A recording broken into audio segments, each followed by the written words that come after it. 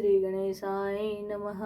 श्री जानकी वल्लभो जयते श्री रामचरितमानस। स्थानंद पद बंदी प्रभु बैठे गुर पहि जाय, रामा बैठे गुर पहि जाय।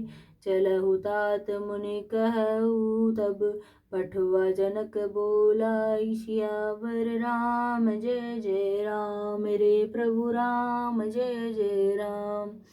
मास पारायण 8वां विश्राम से आगे की कथा। सदानंद जी के चरणों की वंदना करके प्रभु श्री रामचंद्र जी गुरु जी के पास जा बैठे। तब मुनि ने कहा, हे तात, चलो, जनक जी के ने बुला भेजा है, चल कर सीता जी के स्वयंवर को देखना चाहिए। देखे ईश्वर किसको बढ़ाई देते हैं। लक्ष्मण जी ने कहा, हे नाथ, जिस पर आपकी कृपा होगी वही बढ़ाई का पात्र होगा। धनुष तोड़ने का श्रेय उसी को प्राप्त होगा। इस श्रेष्ठ वाणी को सुनकर सब मुनि प्रसन्न हुए। सभी ने सुख मानकर आशीर्वाद दिया। फिर मुनियों ने के समूह सहित कृपालु श्री रामचंद्र जी धनुष यज्ञशाला देखने चले। दोनों भाई रंग भूमि में आए हैं, ऐसी खबर जब सब नगरवासियों ने पाई, तब बालक जवान बूढ़े स्त्री पुरुष सभी घर और काम काज को भुलाकर चल दिए। जब जनक जी ने देखा कि बड़ी भीड़ हो गई है, तब उन्होंने सब विश्वास पात्र सेवकों को बुलवा लिया और कहा, तुम लोग तुरंत सब लोगों के पास जाओ और सब किसी को यथा योग्य आसन दो। उन सेवकों ने कोमल और नम्र वचन कहकर उत्तम, मध्यम, नीच और लघु सभी श्रेणी के स्त्री पुरुषों को अपने अपने योग्य स्थान पर बैठाया। उसी समय राजकुमार राम और लक्ष्मण वहां आए। वे ऐसे सुंदर हैं मानो साक्षात मनोहरता ही उनके शरीरों पर छा रही हो। सुंदर, सांवला और गोरा उनका शरीर है। वे गुणों के समुद्र, चतुर और उत्तम वीर हैं। वे राजाओं के समाज में ऐसे सुशोभित हो रहे हैं मानो तारा गणों के बीच दो पूर्ण चंद्रमा हो। जिनकी जैसी भावना थी प्रभु की मूर्ति उन्होंने वैसी ही देखी। महान रणधीर राजा लोग श्री रामचंद्र जी के रूप को ऐसा देख रहे हैं मानो स्वयं वीर रस शरीर धारण किए हुए हो। कुटिल राजा प्रभु को देखकर डर गए, मानो बड़ी भयानक मूर्ति हो। छल से जो राक्षस वहां राजाओं के वेश में बैठे थे, उन्होंने प्रभु को प्रत्यक्ष काल के समान देखा। नगरवासियों ने दोनों भाइयों को मनुष्यों के भूषण रूप और नेत्रों को सुख देने वाला देखा। स्त्रियां हृदय में हर्षित होकर अपनी अपनी रुचि के अनुसार उन्हें देख रही है, मानो श्रृंगार रस ही परम अनुपम मूर्ति धारण किए हुए सुशोभित हो रहा हो। विद्वानों को प्रभु विराट रूप में दिखाई दिए, जिसके बहुत से मुंह, हाथ, पैर, नेत्र और सिर हैं। जनक जी के सजातीय कुटुंबी प्रभु को किस तरह कैसे प्रिय रूप में देख रहे हैं, जैसे सगे सज्जन संबंधी प्रिय लगते हैं। जनक समेत रानियां उन्हें अपने बच्चे के समान देख रही है। उनकी प्रीति का वर्णन नहीं किया जा सकता। योगियों को वे शांत, शुद्ध, सम और स्वतः प्रकाश परम तत्व के रूप में दिखे। हरि भक्तों ने दोनों भाइयों को सब सुखों के देने वाले इष्ट देव के समान देखा। सीता जी जिस भावना श्री रामचंद्र जी को देख रही है, वह स्नेह और सुख तो कहने में ही नहीं आता। उस स्नेह और सुख का वे हृदय में अनुभव कर रही है, पर वे भी उसे कह नहीं सकती। फिर कोई कवि उसे किस प्रकार कह सकता है। इस प्रकार जिसका जैसा भाव था, उसने कौशलाधीश श्री रामचंद्र जी को वैसा ही देखा। सुंदर, सांवले और गोरे शरीर वाले तथा विश्व भर के नेत्रों को चुराने वाले कौशलाधीश के कुमार राज समाज में इस प्रकार सुशोभित हो रहे हैं। दोनों मूर्तियां स्वभाव से ही बिना किसी बनाव श्रृंगार के मन को हरने वाली है। करोड़ों कामदेवों की उपमा भी उनके लिए तुच्छ है। उनके सुंदर मुख शरद पूर्णिमा की चंद्रमा की भी निंदा करने वाले, उसे नीचा दिखाने वाले हैं, और कमल के समान नेत्र मन को बहुत ही भाते हैं। सुंदर चितवन सारे संसार के मन को हरने वाले कामदेव के भी मन को हरने वाली है। वह हृदय को बहुत ही प्यारी लगती है, पर उसका वर्णन नहीं किया जा सकता। सुंदर गाल है, कानों में चंचल झूमते हुए कुंडल है, ठोड़ी और अधर ओठ सुंदर है, कोमल वाणी है, हंसी चंद्रमा की किरणों का तिरस्कार करने वाली है, बोहे टेढ़ी और नासिका मनोहर है। ऊंचे चौड़े ललाट पर तिलक झलक रहे हैं, दीप्तिमान हो रहे हैं। काले घुंघराले बालों को देखकर भौरों की पंक्तियां भी लज्जा जाती है। पीली चौकोनी टोपियां सिरों पर सुशोभित है, जिनके बीच बीच में फूलों की कलियां बनाई काढ़ी गई है। शंख के समान सुंदर गोल गले में मनोहर 3 रेखाएं हैं, जो मानो तीनों लोकों की सुंदरता की सीमा को बता रही हैं। हृदयों में गजमुक्ताओं के सुंदर कंठे और तुलसी की मालाएं सुशोभित है। उनके कंधे बैलों के कंधे की तरह ऊंचे तथा पुष्ट है। एड़ खड़े होने की शान सिंह की सी है और भुजाएं विशाल एवं बल की भंडार है। कमर में तरकस और पीताम्बर बांधे है। दाहिने हाथों में बाण और बाएं हाथ सुंदर कंधों पर धनुष तथा पीले एवं पवित्र जनेऊ सुशोभित है। नख से लेकर शिखा तक सब अंग सुंदर है। उन पर महान शोभा छाई हुई है। उन्हें देखकर सब लोग सुखी हुए। नेत्र एक टक निमेष शून्य है और तारे पुतलियां भी नहीं चलते। जनक जी दोनों भाइयों को देखकर हर्षित हुए। तब उन्होंने जाकर मुनि के चरण कमल पकड़ लिए, विनती करके अपनी कथा सुनाई और मुनि को सारी रंगभूमि यज्ञशाला दिखलाई। मुनि के साथ दोनों श्रेष्ठ राजकुमार जहाँ जहाँ जाते हैं वहाँ सब कोई आश्चर्यचकित को हो देखने लगते हैं। सबने राम जी को अपनी अपनी ओर ही मुख किए हुए देखा, परंतु इसका कुछ भी विशेष रहस्य कोई नहीं जान सका। मुनि ने राजा से कहा, रंग भूमि की रचना बड़ी सुंदर है। विश्वामित्र जैसे निष्प्रिय विरक्त और ज्ञानी मुनि से रचना की प्रशंसा सुनकर राजा प्रसन्न हुए और उन्हें बड़ा सुख मिला। सब मंचों से एक मंच अधिक सुंदर, उज्जवल और विशाल था। स्वयं राजा ने मुनि सहित दोनों भाइयों को उस पर बैठाया। प्रभु को देखकर सब राजा हृदय में ऐसे हार गए, निराश एवं उत्साहहीन हो गए, जैसे पूर्ण चंद्रमा के उदय होने पर तारे प्रकाशहीन हो जाते हैं। उनके तेज को देखकर सबके मन में ऐसा विश्वास हो गया कि रामचंद्र जी ही धनुष को तोड़ेंगे, इसमें संदेह नहीं। इधर उनके रूप को देखकर सबके मन में यह निश्चय हो गया कि शिवजी के विशाल धनुष को जो संभव है न टूट सके। बिना तोड़े भी सीता जी श्री रामचंद्र जी के ही गले में जयमाला डालेगी, अर्थात दोनों तरह से ही हमारी हार होगी और विजय रामचंद्र जी के हाथ रहेगी। यह सोचकर वे कहने लगे, हे भाई, ऐसा विचार करिए, प्रताप, बल और तेज गवा कर अपने अपने घर चलो। दूसरे राजा जो अविवेक से अंधे हो रहे थे और अभिमानी थे, यह बात सुनकर बहुत हंसे। उन्होंने कहा, धनुष तोड़ने पर भी विवाह होना कठिन है, अर्थात सहज ही में हम जानकी जी को हाथ से जाने नहीं देंगे। फिर बिना तोड़े तो राजकुमारी को ब्याह ही कौन सकता है। काल ही क्यों न हो, एक बार तो सीता के लिए उसे भी हम युद्ध में जीत लेंगे। यह घमंड की बात सुनकर दूसरे राजा जो धर्मात्मा, हरिभक्त और सियाने थे, मुस्कुराए। उन्होंने कहा, राजाओं के गर्व को दूर करके जो धनुष किसी से नहीं टूट सकेगा, उसे तोड़कर श्री राम जी सीता जी को ब्याहेंगे। यही रही युद्ध की बात, सो महाराज दशरथ के रण में बांके पुत्रों को युद्ध में तो जीत ही कौन सकता है। गाल बजाकर व्यर्थ ही मत मरो, मन के लड्डुओं से भी कहीं भूख बुझती है। हमारी परम पवित्र निष्कपट सीख को सुनकर सीता जी को अपने जी में साक्षात जगत जननी समझो। उन्हें पत्नी रूप में पाने की आशा एवं लालसा छोड़ दो और श्री रघुनाथ जी को जगत का पिता परमेश्वर विचार कर नेत्र भरकर उनकी छवि देख लो। ऐसा अवसर बार बार नहीं मिलेगा। सुंदर, सुख देने वाले और समस्त गुणों की राशि ये दोनों भाई शिव जी के हृदय में बसने वाले हैं। स्वयं शिव जी भी जिन्हें सदा हृदय में छिपाए रखते हैं, वे तुम्हारे नेत्रों के सामने आ गए हैं। समीप आए हुए भगवत दर्शन रूप अमृत के समुद्र को छोड़कर तुम जगत जननी जानकी को पत्नी रूप में पाने की दुराशा रूप मिथ्या मृग जल को देखकर दौड़कर क्यों मरते हो। फिर भाई, जिसको जो अच्छा लगे वही जाकर करो। हमने तो श्री रामचंद्र जी के दर्शन करके आज जन्म लेने का फल पा लिया, जीवन और जन्म को सफल कर लिया। ऐसा कहकर अच्छे राजा प्रेम मगन होकर श्री राम जी का अनुपम रूप देखने लगे। मनुष्यों की तो बात ही क्या, देवता लोग भी आकाश से विमानों पर चढ़े हुए दर्शन कर रहे हैं और सुंदर गान करते हुए फूल बरसा रहे हैं। तब सुअवसर जानकर जनक जी ने सीता जी को बुला भेजा। सब चतुर और सुंदर सखियां आदर पूर्वक उन्हें लिवा लाई।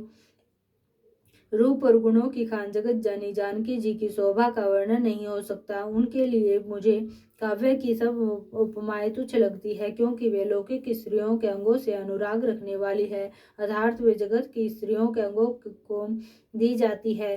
काव्य की उपमाएं सब त्रिगुणात्मक माइक जगत से ले ली गई है। उन्हें भगवान की स्वरूपा शक्ति श्री जानकी जी के अप्राकृत चिन्मय अंगों के लिए प्रयुक्त करना, उनका अपमान करना और अपने को उपहासपाद बनाना है। सीता जी के वर्णन में उन्हीं उपमाओं को देकर कौन कुकवि कहलाए और अपयश का भागी बने, अर्थात सीता जी के लिए उन उपमाओं का प्रयोग करना सुकवि के पद से च्युत होना और अपकृति मोल लेना है। कोई भी सुकवि ऐसी नादिनी एवं अनुचित कार्य नहीं करेगा। यदि किसी स्त्री के साथ सीता जी की तुलना की जाए तो जगत में ऐसी सुंदरी होती है ही कहाँ जिसकी उपमा उन्हें दी जाए। पृथ्वी की स्त्रियों की तो बात ही क्या, देवताओं की स्त्रियों को भी यदि देखा जाए तो हमारी अपेक्षा कहीं अधिक दिव्य और सुंदर है। तो उनमें सरस्वती तो बहुत बोलने वाली है, पार्वती अर्धांगिनी है, अर्थात अर्ध नारी नटेश्वर के रूप में उनका आधा ही अंग स्त्री का है, शेष आधा अंग पुरुष शिव जी का है। कामदेव की स्त्री रति पति को बिना शरीर का अनग जानकर बहुत दुखी रहती है, और जिनके विश्व और मध्य जैसे समुद्र से उत्पन्न होने के नाते प्रिय भाई है, उन लक्ष्मी के समान तो जानकी जी को कहा ही कैसे जाए। जिन लक्ष्मी जी की बात ऊपर की कही गई है वे निकली थी खारे समुद्र से, जिसको मथने के लिए भगवान ने अति कर्कश पीठ वाले कच्छप का रूप धारण किया। रस्सी बनाई गई, फिर महान विषधर वासुकी नाग की मथानी का कार्य किया। अतिशय कठोर मंद्राचल पर्वत ने और उसे मथा। सारे देवताओं और दैत्यों ने मिलकर जिन लक्ष्मी को अतिशय शोभा की खान और अनुपम सुंदरी कहते हैं, उनको प्रकट करने में हेतु बने ये सब असुंदर एवं स्वाभाविक ही कठोर उपकरण, ऐसे उपकरणों से प्रकट हुई लक्ष्मी श्री जानकी जी की समता को कैसे पा सकती है। हाँ, इसके विपरीत यदि छवि रूपी अमृत का समुद्र हो, परम रूप में कच्छप हो, शोभा रूप रसी हो, श्रृंगार रस पर्वत हो, और उस छवि के समुद्र को स्वयं कामदेव अपने ही कर कमल से मथे, इस प्रकार का संयोग होने से जब सुंदरता और सुख की मूल लक्ष्मी उत्पन्न हो तो भी कवि लोग उसे बहुत संकोच के साथ सीता जी के समान कहेंगे। जिस सुंदरता के समुद्र को कामदेव मथेगा वह सुंदरता भी प्राकृत लौकिक सुंदरता ही होगी, क्योंकि कामदेव स्वयं भी त्रिगुणमयी प्रकृति का ही विकार है। अतः उस सुंदरता को मत कर प्रकट की हुई लक्ष्मी भी उपयुक्त लक्ष्मी की अपेक्षा कहीं अधिक सुंदर और दिव्य होने पर भी होगी प्राकृत ही। अतः उसके साथ भी जानकी जी की तुलना करना कवि के लिए बड़े संकोच की बात होगी। जिस सुंदरता से जानकी जी का दिव्याति दिव्य परम दिव्य विग्रह बना है वह सुंदरता उपयुक्त सुंदरता से भिन्न अप्राकृतिक है। वस्तुतः लक्ष्मी जी का प्राकृतिक रूप भी यही है, वह कामदेव के मथने में नहीं आ सकती और वही जानकी जी का स्वरूप है, अतः उनसे भिन्न नहीं। और उपमा दी जाती है भिन्न वस्तु के साथ। इसके अतिरिक्त जानकी जी प्रकट हुई है स्वयं अपनी महिमा से, उन्हें प्रकट करने के लिए किसी भिन्न उपकरण की अपेक्षा नहीं है, अर्थात शक्ति शक्तिमान से अभिन्न अद्वैत तत्व है, अतएव अनुपमेय है। यही गुण दार्शनिक तत्व भक्त शिरोमणि कवि ने इस अभूतोपमाल अलंकार के द्वारा बड़ी सुंदरता से व्यक्त किया है। सियानी सखिया सीता जी को साथ लेकर मनोहर वाणी से गीत गाती हुई चली। सीता जी के नवल शरीर पर सुंदर साड़ी सुशोभित है, जगत जननी की महान छवि अतुलनीय है, सब आभूषण अपनी अपनी जगह पर शोभित है, जिन्हें सखियों ने अंग अंग में भली भांति सजाकर पहनाया है। जब सीता जी ने रंग भूमि में पैर रखा तब उनका दिव्य रूप देखकर स्त्री पुरुष सभी मोहित हो गए। देवताओं ने हर्षित होकर नगाड़े बजाए और पुष्प बरसाकर अप्सराएं गाने लगी। सीता जी के कर कमलों में जयमाला सुशोभित है। सब राजा चकित होकर अचानक उनकी ओर देखने लगे। सीता जी चकित चित्त से श्री राम जी को देखने लगी। तब सब राजा लोग मोह के वश हो गए। सीता जी ने मुनि के पास बैठे हुए दोनों भाइयों को देखा तो उनके नेत्र अपना खजाना पाकर ललचा कर वही श्री राम जी में जा लगे, स्थिर हो गए। परंतु गुरुजनों की लाज से तथा बहुत बड़े समाज को देखकर सीता जी सकुचा गई। वे श्री रामचंद्र जी को हृदय में लाकर सखियों की ओर देखने लगी। श्री रामचंद्र जी का रूप और सीता जी की छवि देखकर स्त्री पुरुषों ने पलक मारना छोड़ दिया। सब एकटक उन्हीं को देखने लगे।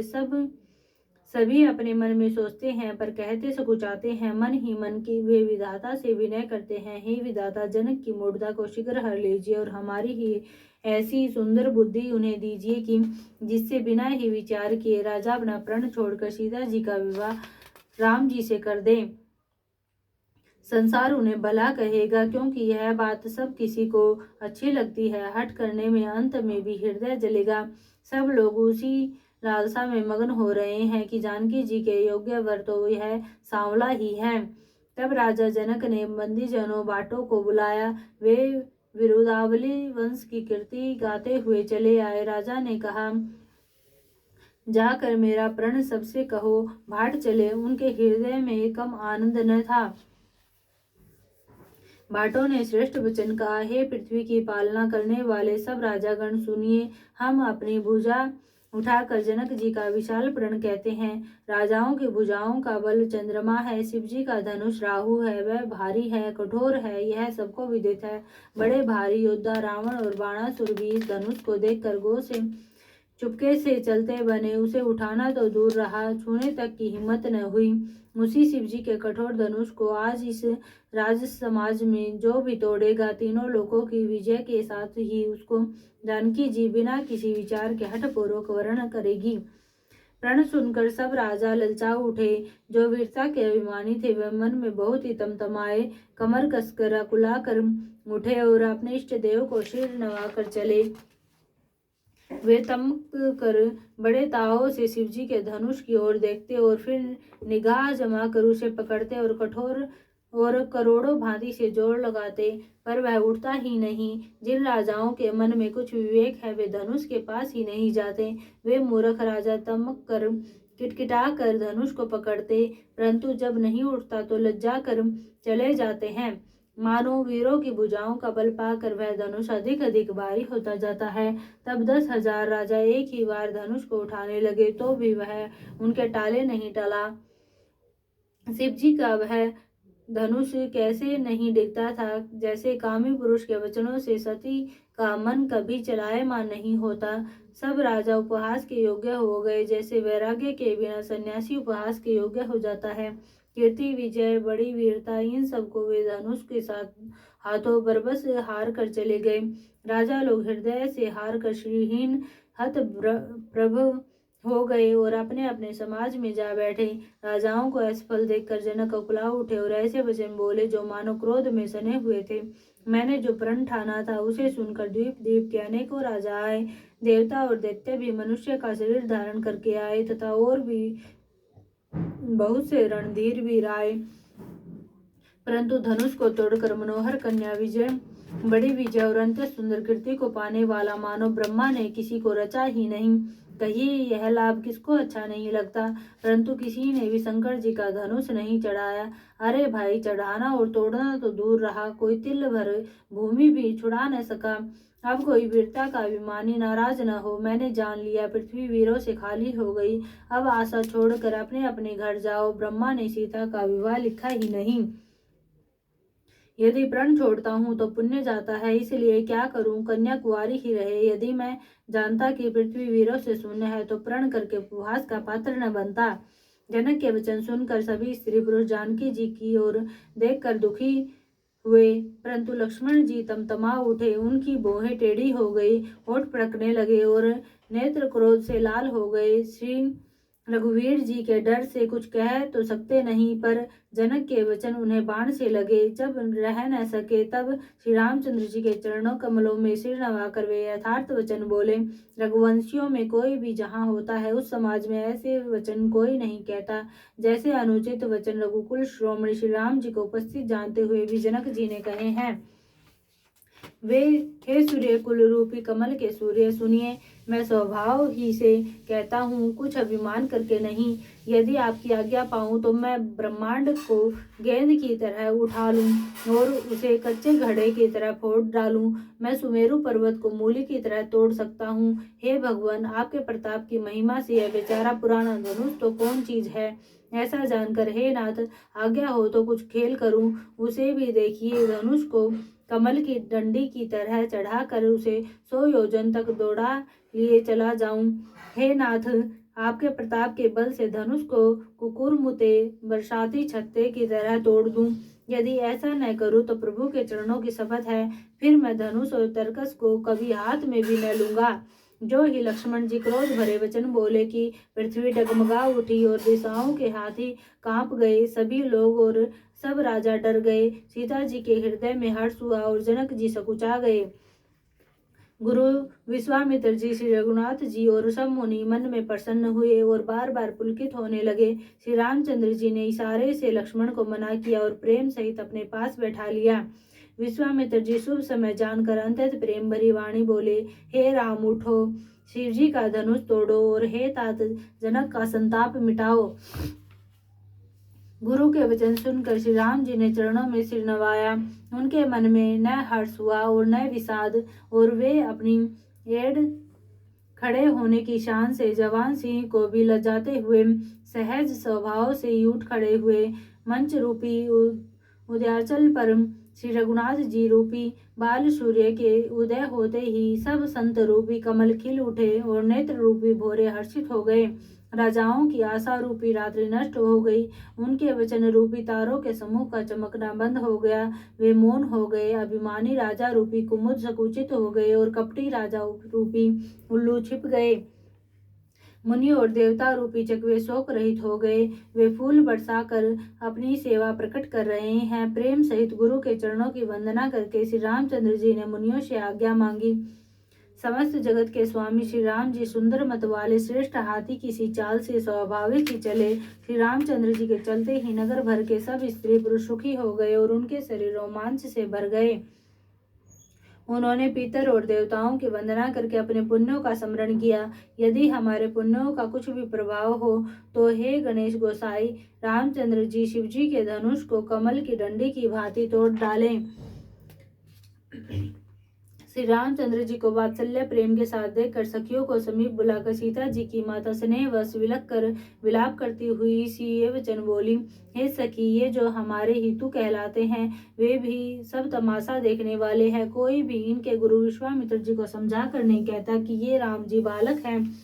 इनके लिए ऐसा हट अच्छा नहीं। जो धनुष रावण और बाण जैसे जगद विजयी वीरों के हिलाए न हिल सका, उसे तोड़ने के लिए मुनि विश्वामित्र जी का राम जी को आज्ञा देना और राम जी का उसे तोड़ने के लिए चल देना रानी को हट जान पड़ा। इसलिए वे कहने लगी कि गुरु विश्वामित्र जी को कोई समझाता भी नहीं। रावण और बाणासुर ने जिस धनुष को छुआ तक नहीं और सब राजा घमंड करके हार गए, वही धनुष इस सुकुमार राजकुमार के हाथ में दे रहे हैं। हंस के बच्चे भी कहीं मंदराचल पहाड़ उठा सकते हैं। और तो कोई समझा कर कहे या नहीं, राजा तो बड़े समझदार और ज्ञानी हैं, उन्हें तो गुरु को समझाने की चेष्टा करनी चाहिए थी, परंतु मालूम होता है राजा का भी सारा सियानापन समाप्त हो गया। हे सखी, विधाता की गति कुछ जानने में नहीं आती। जो कहकर रानी चुप हो रही, तब एक चतुर राम जी के महत्व को जानने वाली सखी कोमल वाणी से बोली, हे रानी, तेजवान को देखने में छोटा होने पर भी छोटा नहीं गिनना चाहिए। कहाँ घड़े से उत्पन्न होने वाले छोटे से मुनि अगस्त और कहाँ अपार समुद्र, किंतु उन्होंने उसे सोख लिया जिसका सुयश सारे संसार में छाया हुआ है। सूर्यमंडल देखने में छोटा लगता है, पर उसके उदय होते ही तीनों लोकों का अंधकार भाग जाता है। जिसके वश में ब्रह्मा विष्णु शिव और सभी देवता है, वह मंत्र अंत्यत छोटा होता है। महान मत वाले गजराज को छोटा सा अंकुश वश में कर लेता है। कामदेव ने फूलों का ही धनुष बाण लेकर समस्त लोगों को अपने वश में कर रखा है। हे देवी, ऐसा जानकर संदेह त्याग दीजिए। हे रानी, सुनिए, श्री रामचंद्र जी धनुष को अवश्य ही तोड़ेंगे। सखी के वचन सुनकर रानी को श्री राम जी के सामर्थ्य के संबंध में विश्वास हो गया। उनकी उदासी मिट गई और श्री राम जी के प्रति उनका प्रेम अत्यंत बढ़ गया। उस समय श्री राम जी को देखकर सीता जी भयभीत हृदय से जिस देवता से विनती कर रही है, वे व्याकुल होकर मन ही मन मना रही है, हे महेश भवानी, मुझ पर प्रसन्न होइए। मैंने आपकी जो सेवा की है उसे सुफल कीजिए और मुझ पर स्नेह करके धनुष के भारीपन को हर लीजिए। हे गणों के नायक, वर देने वाले देवता गणेश जी, मैंने आज ही के लिए तुम्हारी सेवा की थी। बार बार मेरी विनती सुनकर धनुष का भारीपन बहुत ही कम कर दीजिए। श्री रघुनाथ जी की ओर देख देख कर सीता जी धीरज धर धर कर देवताओं को मना रही है। उनके नेत्रों में प्रेम के आंसू भरे हैं और शरीर में रोमांच हो रहा है।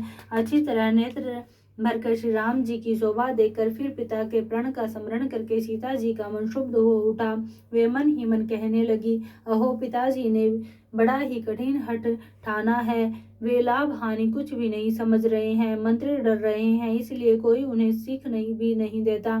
पंडितों की सभा में यह बड़ा अनुचित हो रहा है। कहाँ तो वज्र से भी बढ़कर कठोर धनुष और कहाँ ये कोमल शरीर किशोर श्याम सुंदर।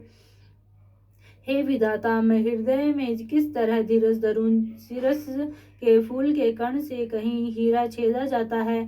सारी सभा की बुद्धि भोली बावली हो गई है। अतः हे शिव जी के धनुष, अब तो मुझे तुम्हारा ही आसरा है। तुम अपनी जड़ता लोगों पर डालकर श्री रघुनाथ जी के सुकुमार शरीर को देखकर उतने ही हल्के हो जाओ। इस प्रकार सीता जी के मन में बड़ा ही संताप हो रहा है। निमेष का एक लव अंश भी 100 युगों के समान बीत रहा है।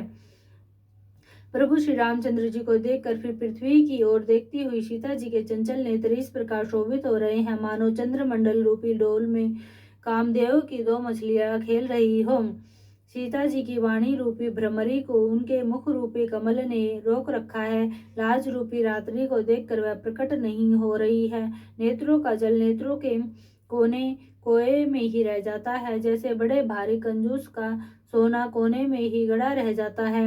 अपनी बढ़ी हुई व्याकुलता जानकर सीता जी सकुचा गई और धीरज धरकर हृदय में विश्वास ले आई कि यदि तन मन धन और वचन से मेरा प्रण सच्चा है और मैं श्री रघुनाथ जी के चरण कमलों में मेरा चित्त वास्तव में अनुरक्त है, तो सबके हृदय में निवास करने वाले भगवान मुझे रघुश्रेष्ठ श्री रामचंद्र जी की दासी अवश्य बनाएंगे।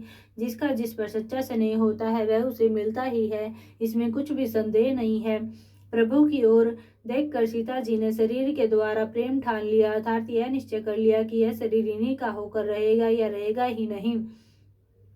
कृपा निधान श्री राम जी सब जान गए। उन्होंने सीता जी को देखकर धनुष की ओर कैसे ताका, जैसे गरुड़ जी छोटे से सांप की ओर देखते हैं। इधर जब लक्ष्मण जी ने देखा कि रघुकुल मणि श्री रामचंद्र जी ने शिव जी के धनुष की ओर ताका है, तो वे शरीर से पुलकित हो ब्रह्मांड को चरणों से दबाकर निम्नलिखित वचन बोले, हे दिग्गजो, हे कच्छप, हे शेष, हे वराह, धीरज धरकर पृथ्वी को थामे रहो, जिसमें यह हिलने न पावे। श्री रामचंद्र जी शिव जी के धनुष को तोड़ना चाहते हैं। मेरी आज्ञा सुनकर सब सावधान हो जाओ। श्री राम जी जब धनुष के समीप आए तब सब स्त्री पुरुषों ने देवताओं और पुण्यों को मनाया। सबका संदेह और अज्ञान, नीच राजाओं का अभिमान, परशुराम जी के गर्व की गुरूरता, देवता और श्रेष्ठ मुनियों की कातरता, भय, सीता जी का सोच, जनक का पश्चाताप और रानियों के दारुण दुख का दावानल, ये सब शिव जी के धनुष रूपी बड़े जहाज को पाकर समाज बनाकर उस पर जा चढ़े।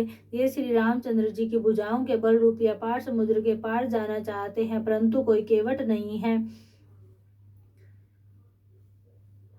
श्री राम जी ने जब सब लोगों की ओर देखा और उन्हें चित्र में लिखे हुए से देखकर फिर कृपा धाम श्री राम जी ने सीता जी की ओर देखा और उन्हें विशेष व्याकुल जाना। उन्होंने जानकी जी को बहुत ही विकल देखा। उनका एक एक क्षण कल्प के समान बीत रहा था। यदि प्यासा आदमी पानी के बिना शरीर छोड़ दे तो उसके मर जाने पर अमृत का तालाब भी क्या करेगा।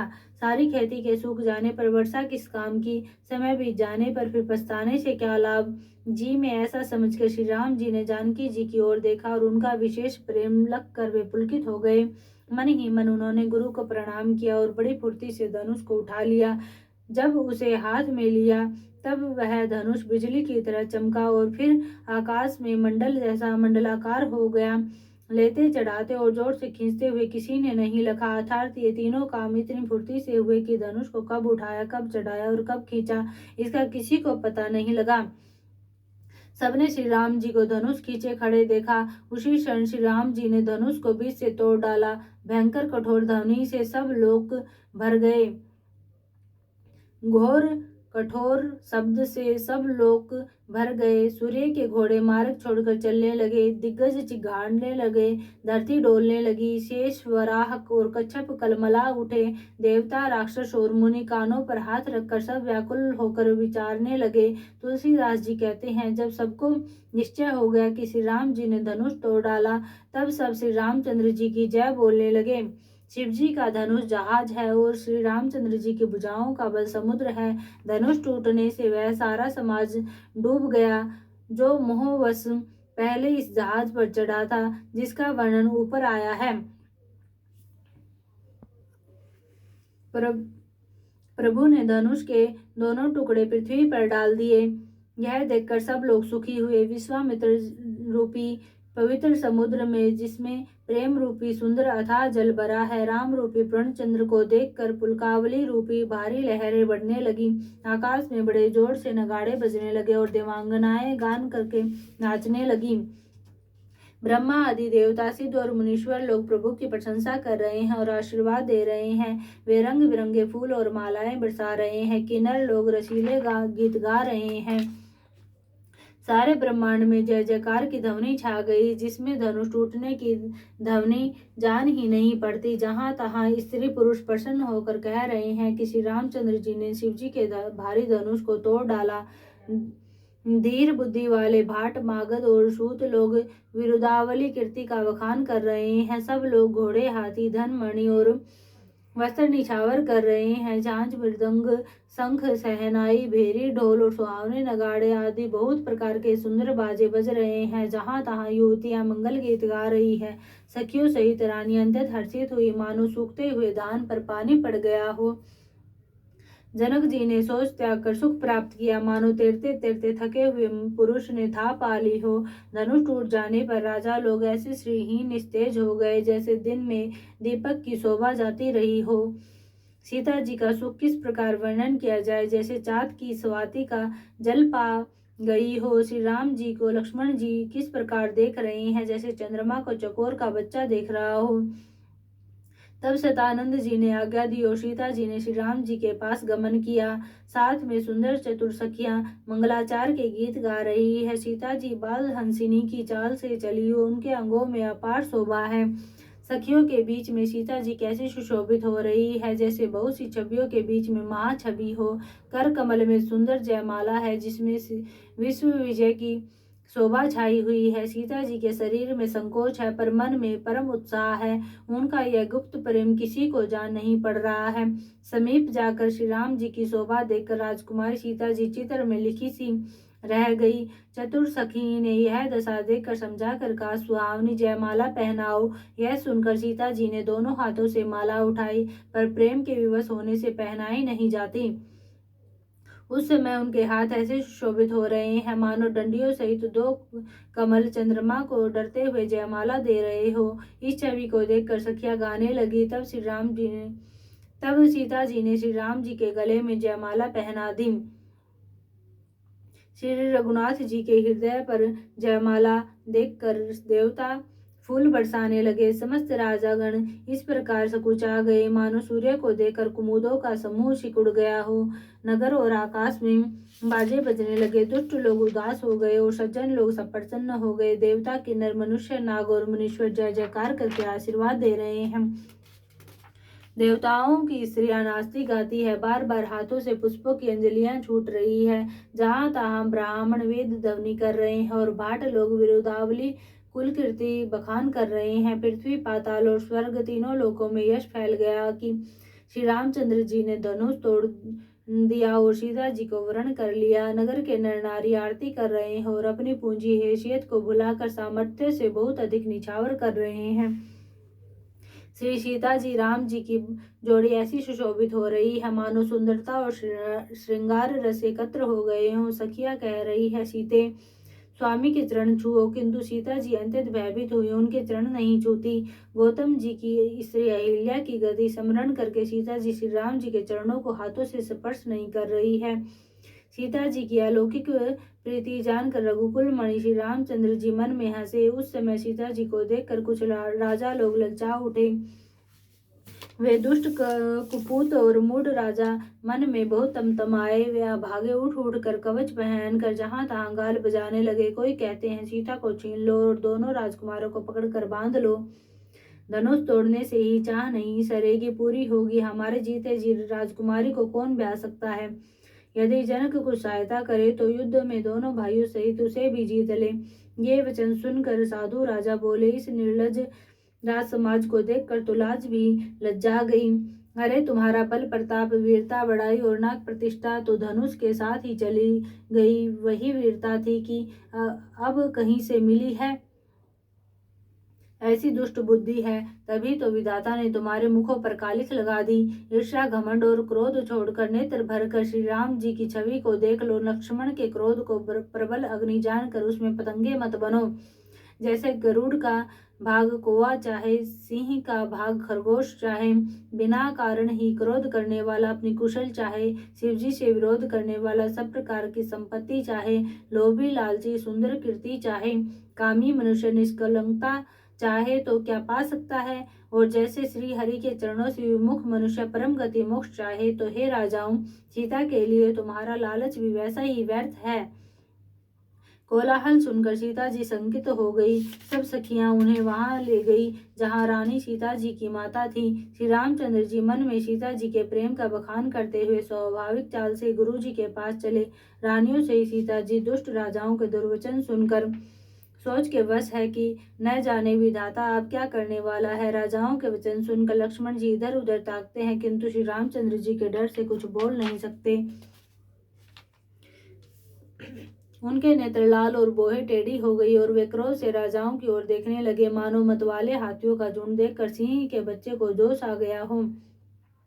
खलबली देखकर जनकपुरी की स्त्रियां व्याकुल हो गई और सब मिलकर राजाओं को गालियां देने लगी। उसी मौके पर शिवजी के धनुष का टूटना सुनकर भृगुकुल रूपी कमल के सूर्य परशुराम जी आए। इन्हें देखकर सब राजा सकुचा गए, मानो बाज के झपटने पर बटेर लुक छिप गए हों।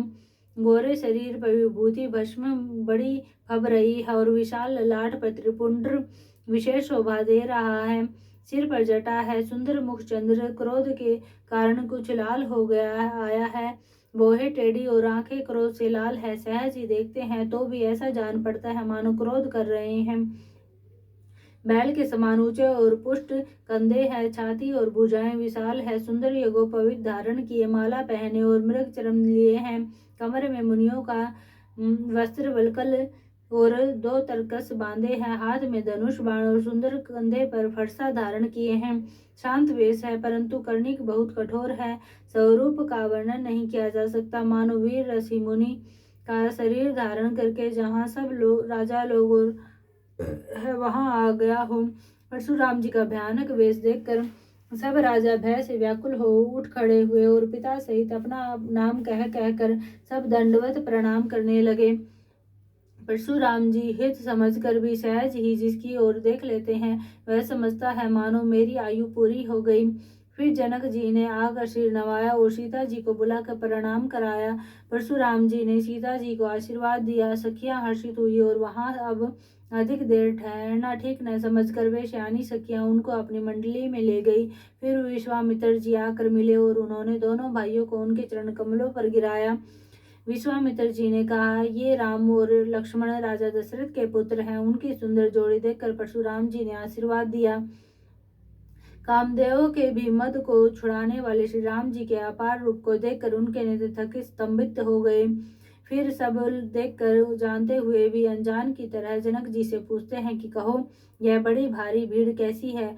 उनके शरीर में क्रोध छा गया, जिस कारण सब राजा आए थे। राजा जनक ने वे सब समाचार कह सुनाए। जनक के वचन सुनकर परशुराम जी ने फिर दूसरी ओर देखा तो धनुष के टुकड़े पृथ्वी पर पड़े हुए दिखाई दिए। अत्यंत क्रोध से भरकर वे कठोर वचन बोले, रे मूर्ख जनक, बता धनुष किसने तोड़ा, उसे शीघ्र दिखा, नहीं तो अरे मूड, आज मैं जहां तक तेरा राज्य है वहां तक की पृथ्वी उलट दूंगा। राजा को अंततः डर लगा, जिसके कारण वे उत्तर नहीं देते। यह देखकर कुटिल राजा मन में बड़े प्रसन्न हुए। देवता, मुनि, नाग और नगर के स्त्री पुरुष सभी सोच करने लगे। सबके हृदय में बड़ा भय है। सीता जी की माता मन में पछता रही है कि हाय, विधाता ने अब बनी बनाई बात बिगाड़ दी। परशुराम जी का स्वभाव सुनकर सीता जी को आधा क्षण भी कल्प के समान बीतने लगा। तब श्री रामचंद्र जी सब लोगों को भयभीत देखकर और सीता जी को डरी हुई जानकर बोले। उनके हृदय में न कुछ हर्ष था और न विषाद। सबै बिलो के लोग सब जानी जान की भीरु, रामा जानी जान की भीरु। हृदय न हर्ष विषाद कछु, बोले श्री रघुबीर सियावर राम जय जय राम। मेरे प्रभु राम जय जय राम, करो कल्याण जय जय राम। मेरा प्रणाम जय जय राम। मास पारायण नौम विश्राम। सियावर राम जय जय राम, मेरे प्रभु राम जय जय राम। करो कल्याण जय जय राम, मेरा प्रणाम जय जय राम। आरती श्री रामायण जी की, आरती श्री रामायण जी की। कीरति कलित ललित सिय पी की, गावत ब्रह्मादिक मुनि नारद। बाल्मीक विज्ञान विशारद, सुख सनकादिक शेष सारद। बरनि पवन सुत कीर्तिनी की, आरती श्री रामायण जी की। गावत वेद पुराण अष्टदश छौ, शास्त्र सब ग्रंथन को रस। मुनि जनधन संतन को सर्वस, सार अंश सम्मत सब ही की। आरती श्री रामायण जी की।